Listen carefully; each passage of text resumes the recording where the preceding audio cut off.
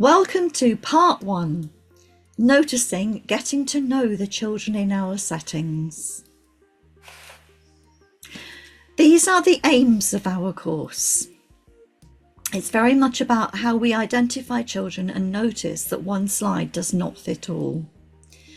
Notice there are quite important words in these aims. For example, proactive, that one size does not fit all. That we don't have to write everything down. Remember how we are analysing everything through the what, why and how lenses. So as we move through, we will be thinking about what are we doing, why are we doing it, and how can we find out if it's made a difference. I used to know a little boy who was in one of my classes who was fascinated by radiators. He would draw me whole central heating systems with where all the piping went and where the boiler was, how it got round the house. He would also draw me maps of food delivery trucks and how the food would get from the factories to the shop to the houses. Something he was fascinated with. When I was a local authority advisor, I sat on the floor playing with some cars once, and a little boy came up to me in a setting I was visiting, sat down beside me and started playing with the cars as well. Now, I didn't speak to him because I didn't want to spoil the moment, but all of a sudden he said to me, "I've got trophies at home." Now, this was a brilliant piece of information. So I said something to the effect of, "How exciting," drawing more out of him. And he started to tell me about how his older brother and his dad played football and they got trophies for it. How do we interact with children to really understand what makes them tick? So how can we find out? Can we find out like this, with a tick sheet, which is a very common way of practicing how we find out about children, particularly in their first few weeks in our setting? Or if we think about it, and think about those 2 little stories I just told you, how can we find out in a different way? Is it more like this?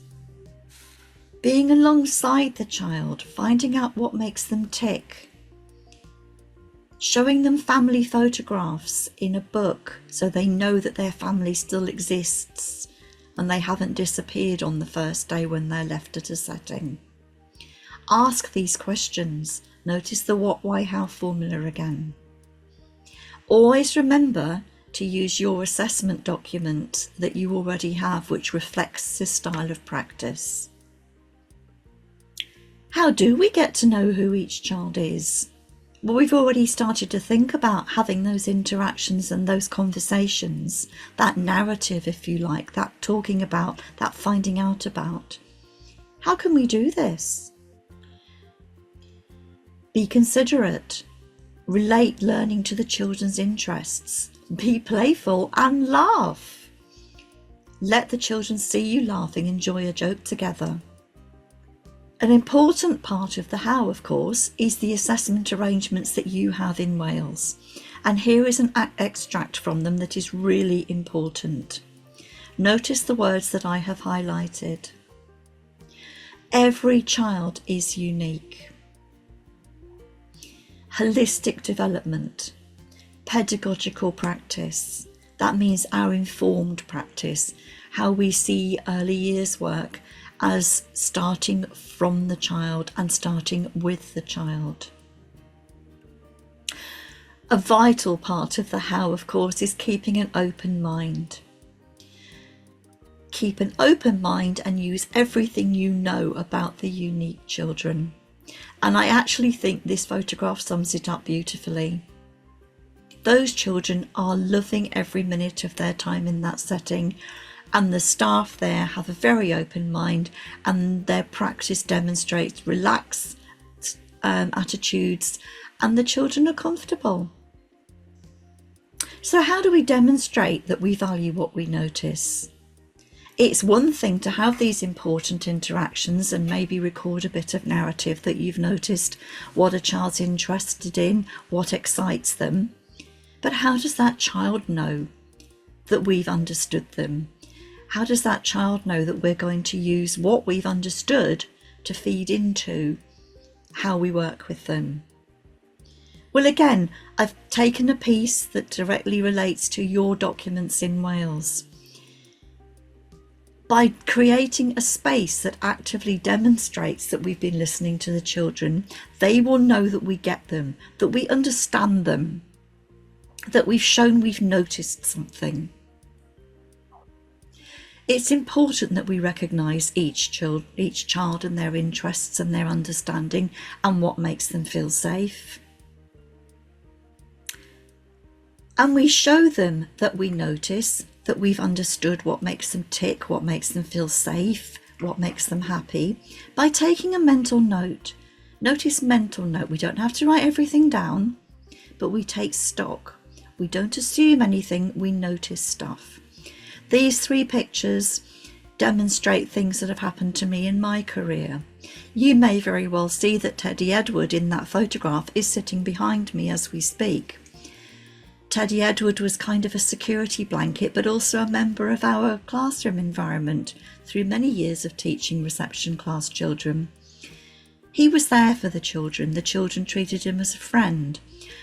It enabled us as an early years team to notice things about the children. He was their friend, he went home with a different child every night, he had school uniform, he had his own name card, his own lunchbox. He was part of what we did, but he enabled us to notice things. If a child needed to talk to him, they'd snuggle up, for example. He was always there. You will also notice that there's a blue rabbit and a postman Pat. These were transition objects for 2 of the children I used to teach.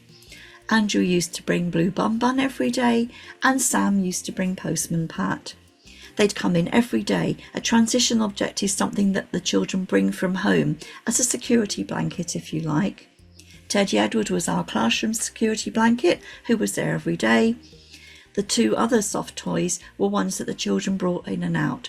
They also had their name cards, their place in the environment, like a touchstone for the children to, individual children to always know they could go to if they needed them. Mental notes, noticing the bits that the children want to go to all the time, their security blankets. Because that's about understanding the children and knowing how their cognitive jigsaws work. I've just referred to the cognitive jigsaw, which is an expression used by Julie Fisher in her book called Starting from the Child, which has just been republished. The cognitive jigsaw is kind of the what, why and how of the way that we work with our children. We need to understand the what. What does the child already have in place in their cognitive jigsaw? What do they already know? What are they already interested in? What can they already do? Their skills and learning, if you like. Why do we need to know this? Well, we need to know this because if we try to put new pieces of jigsaw puzzle in on top of bits of jigsaw puzzle that aren't quite ready for it, those pieces won't fit properly. And it is about us having the skill of knowing how that puzzle fits together and not jamming pieces in when that base of knowledge isn't already there. Think of a real jigsaw puzzle and how if you try and fit a piece in that's in the wrong place, it might work for a few bits, but then it won't work because eventually the puzzle will not be straight and you'll have to rebuild it. You have a picture here, or a series of pictures, of a little girl learning to dress herself. She has some of the cognitive pieces of puzzle in place because she understands that you pull things on over your legs.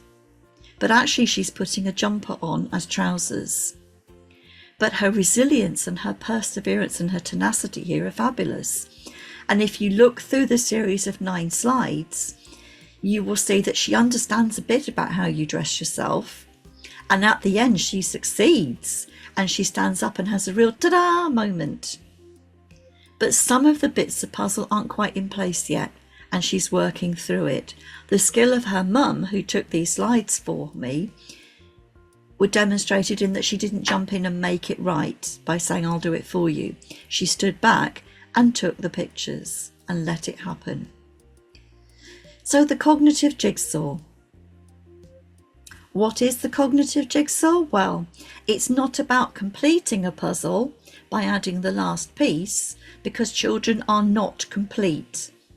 I'd like to think as adults we are not complete either, and what we want is lifelong learning, so we're always adding a piece to fit.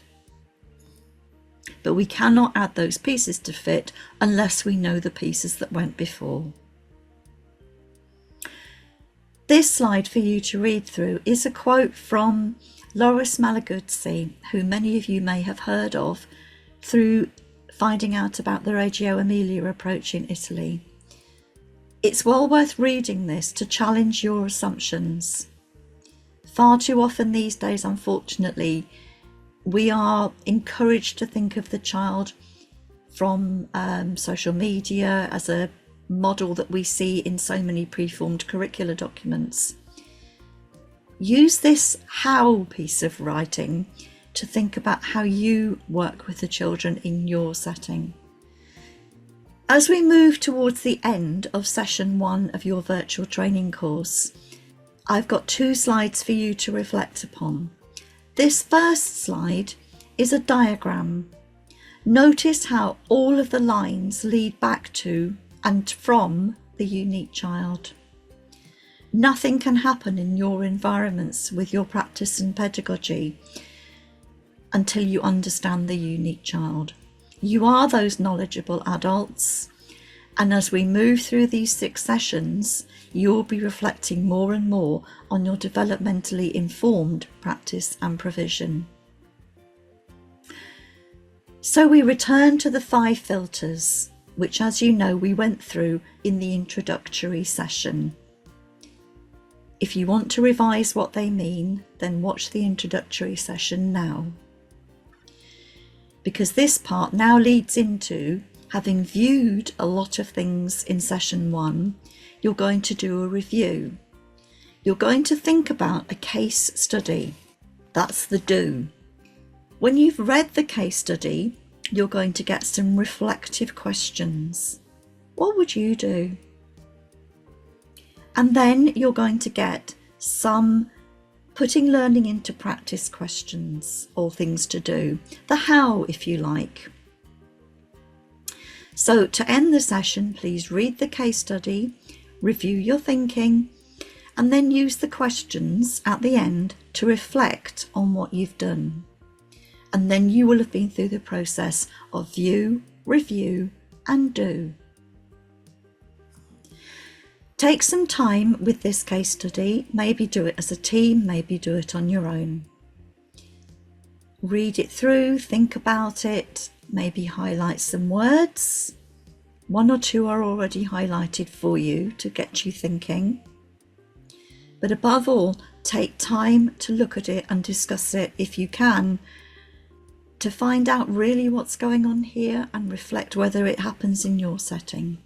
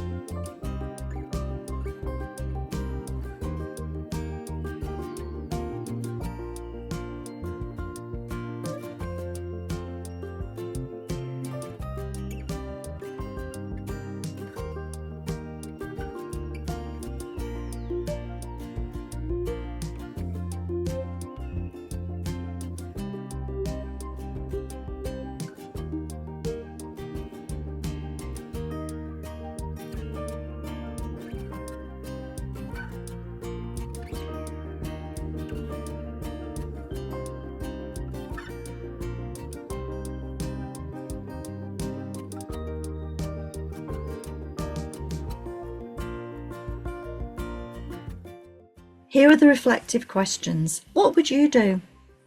Be honest, challenge assumptions, remember all the things from the 5 filters.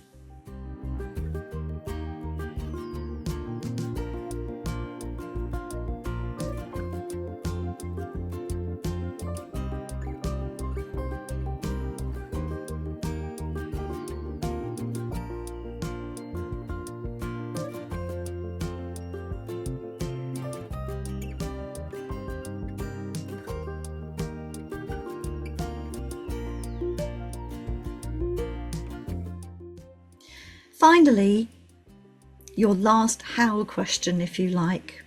How do we do this? How do we put this learning into practice? Read these through. These kind of reference and refer and reinforce things that you've seen in the first session.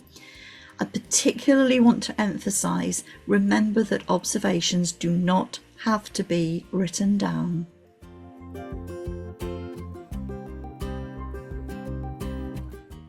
Because children are not a distraction from the more important work, they are the most important work. Thank you for listening to session 1. I hope this has given you some things to think about and do. In the next session, we will take this thinking further. There is no hurry to do it though. Take your own time and be ready to do it. Obviously, connect with me if you want to.